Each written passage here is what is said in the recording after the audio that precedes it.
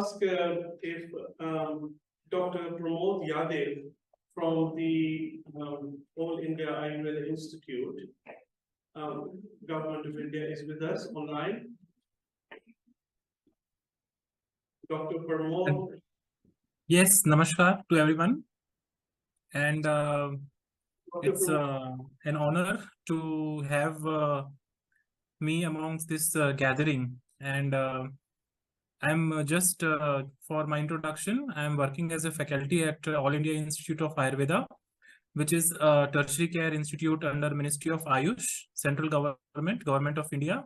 And I'm very much pleased to have myself amongst these great and stalwarts of Ayurveda and the Ayurveda fraternity and people who are loving Ayurveda.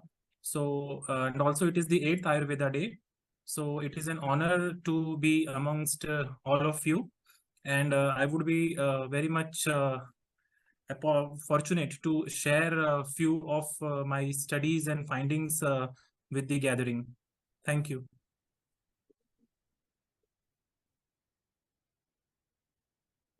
Can I start with my presentation? Please carry on. Thank you. Yeah, thank you very much. I hope that the slides are visible to everyone. They are visible. Yes. You could play the slideshow so it is full screen.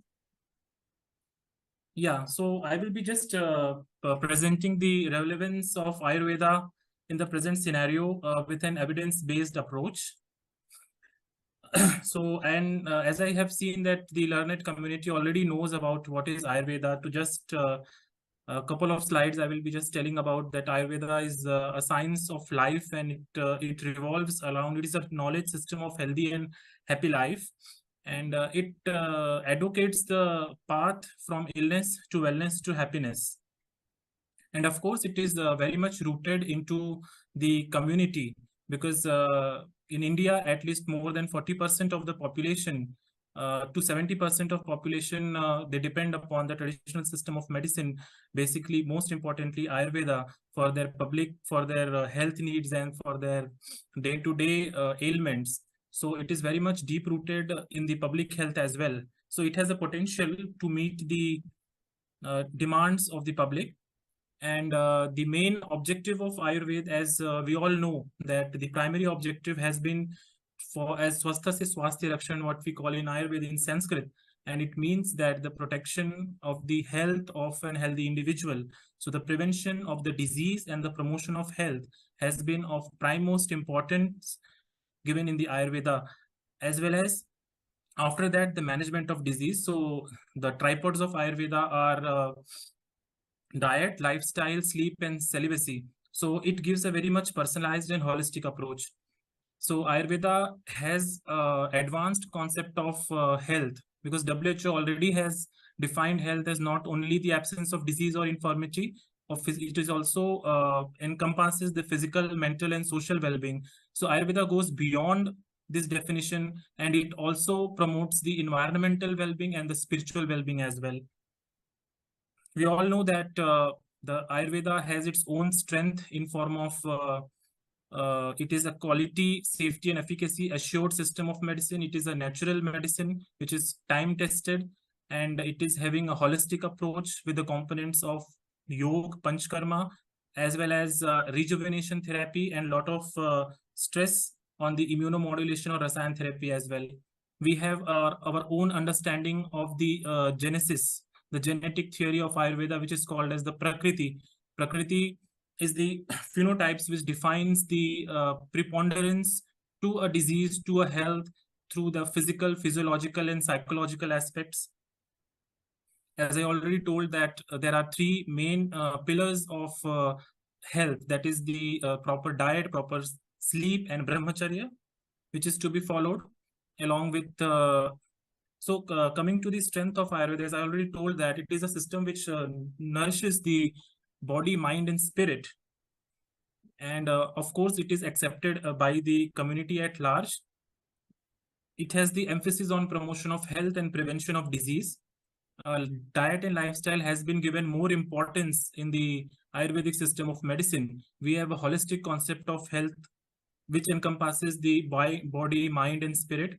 If we are having a very individualized approach towards the patient, and we also believe in the universe and individual continuum. That is, the individual is a part of universe, and a universe part of universe lies within the individual.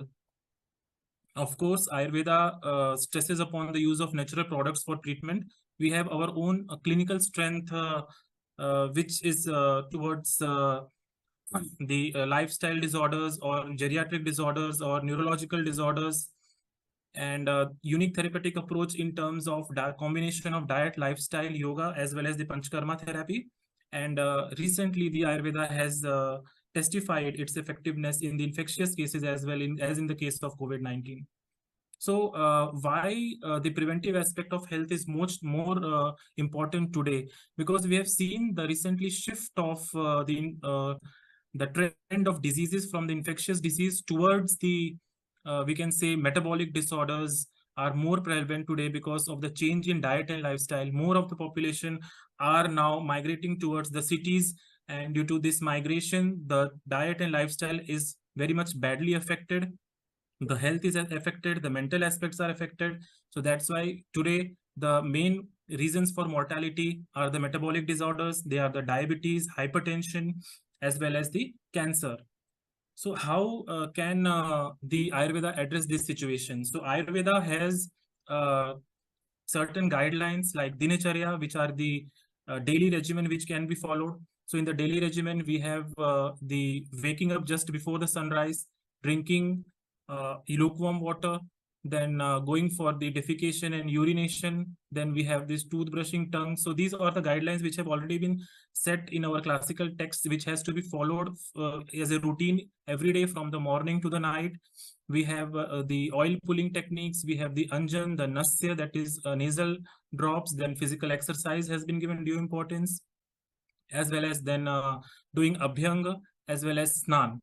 So why I will just highlight the scientific explanation of few of the activities, that why rising early in the morning is so much emphasized and stressed in Ayurveda. Because we know that during the morning time, the cortisol levels are very much high. And along with the serotonin, which is meant for your acuity, your you can say activity and your alertness. So these are the hormones which are very much released during the morning time of the hour. And studies have proven that as these hormones, they go on during the daytime. So the activity of these hormones are affected on our day-to-day lifestyle, and accordingly we have to modulate, because the circadian rhythm has already been proven. And because of these hormones, they keep the individual active and alert.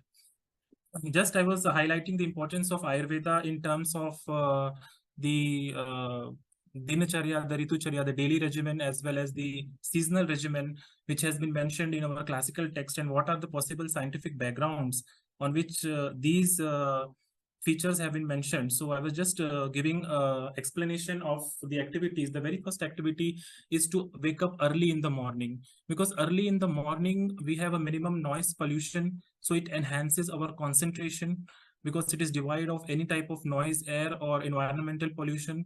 Moreover, the rate of secretion of acetylcholine is more in the early morning and the low in the evening, which helps to withstand the stress and trauma. It has also been proven that the body works in conjugation with the circadian rhythms. Similarly, the synthesis of melatonin, it also increases in this phase by the pineal gland, which is having a control over the reproductive system, the thermoregulatory system, the metabolic rate, and the antioxidant levels. So we have wondered that why most of the you can say the angina or the stroke, it occurs early in the morning because of the increased levels of cortisol. And recently studies have proven that these cortisol levels have very much role into the manifestation of the metabolic diseases. So once a person gets into the habit of early rising in the morning, so he can prevent these metabolic disorders to a greater extent. Similarly, exercise, we have nothing to say more about the exercise, because it is one of the important pillars of, you can say, staying healthy, because exercise is a thing which can replace to the drug to a certain extent in maintenance of the metabolic disorders.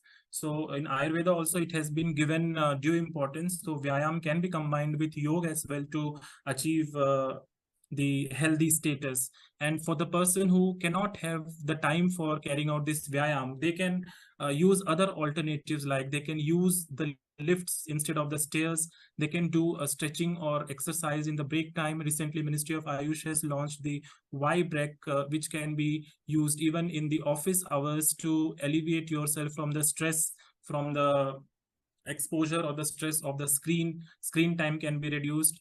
Also, we should not sit in the same posture for more than 45 minutes. We should go for a short walk or short distance. We can go for swimming or we can go for walking. These are the alternatives that can be utilized. Similarly, Ayurveda advocates installation of nasal drops every day in the morning. Why these nasal drops are important? Because these nasal drops, when instilled through the nose, are capable of alleviating the disorders which are situated in the upper portion of our body, especially our eyes, our brain disorders, or the stress is there, or visual acuity, or auditory disorders are there. So the Nasya therapy has a greater effect because the Nasya or the nose has been told to be the gateway of your cranial cavity. So this is also an important part. Then another activity that has been told to be advocated in the morning is the oil pulling activity, because it stimulates the salivary glands and increase the vascular permeability and maintains the oral pH as well. So what I discussed here is the importance of the following these daily regimens, is because these diet and lifestyle factors, they are very much in sync with the circadian rhythm, and with the help of proper diet, that is intermittent fasting, and with exercise, we can stimulate autophagy, so our cells can rejuvenate, they can be reactivated, they can be recycled, and then we can address a lot of issues which are related with the metabolic disorders. So this is just a short plan that how we can plan our day-to-day activity. Like we can wake up at 6 a.m. in the morning. We can have we can brush our teeth, and around about 6:20 a.m. we can have lukewarm water. We can drink in the morning. Thereafter, we can have a short yoga or meditation or pranayam. We can then take a shower. And since it is the early winter seasons in India as well, so sesame seeds have been advocated. It can be chewed during the breakfast time. Then we can have a short walk. We can then go for our daily routine work, office work. Then at around about 1 o'clock, we can have our lunch, which should be very light and simple. And then we also should, after lunch, we should go for a walk. Then in the evening, before the sunset, we have to take our dinner, which should be very light and easy to digest. And around 8 p.m. we should switch off our computers, mobile phones, and just try to be in sync with the environment. And at around about 8:30 we can have a gentle massage of our head, of our toast with the sesame oil, or in the winter season, or the coconut oil in the summer season. So around about at 9:30 we can go to bed, and after that at least we need to have 7 to 8 hours of sleep. So this is the routine which can be incorporated in the daily lifestyle. So coming to the seasonal regimens which have been advocated in the Ayurveda. So Ayurveda has given the guidelines to be followed for the 6 seasons. So we have these 6 seasons in India, and I will be only concentrating on the present season, which is the Hemant Ritu, that is the late autumn. Right now, that is the mid-November to mid-January, which is considered, because the changes in the environment, they affect your body. So likewise, our diet and lifestyle should be modified so that we can get accustomed to this season. So it has been advocated to have rice, wheat, black gram, sugarcane, and Zinzibar officinalis, or we can say dried ginger. Then we can have allium, sativum, haritki. We can have the piper. We can have the fenugreek seeds, the til in this particular season. Even in India, there's a tradition of having the til along with the sugarcane. Pramod, That is the good, that is jaggery. So coming to the season, that is the Shishir Ritu or Hemant Ritu that is right now going on. So the diet and lifestyle which has been advocated is very much in sync with the season and adaptable to the body. So the guidelines for the diet and for the lifestyle also, in particularly in this season, we should have a gentle, we should have some moderate type of exercise, body and head massage, and warm water should be utilized for all of our activities, right from drinking to bathing, as well as we should protect ourselves from going to cold wind and exposure to strong and cold wind, and also we should avoid sleeping during the daytime. And as far as the things that has to be avoided are the chana dal or the Bengal gram or light food or the puffed rice during this season. So here I have given a quote of Hippocrates, who has told that whoever wishes to investigate medicine should proceed in the first place and consider the seasons of the year and what effect each of them produces. So these are the life guidelines which have been clearly laid down in your classical texts, and they are very much scientific ground to these quotations. And as far as the yogic practices are concerned, so we can have the practices like Sukshma Vyayam, sitting postures, yogasana in supine or prone positions, certain relaxing postures like Shavasana, Makarasan, Pranayam. That Thank you. Thank you so much. We are running late, so I think we had a wonderful session with of the holding days. Amarjit, you're not audible. You're too far from the microphone. We can't hear you, Amarjit ji. Speak up. Thank you so much, and we look forward to engaging with you again at the All India Ayurveda Institute.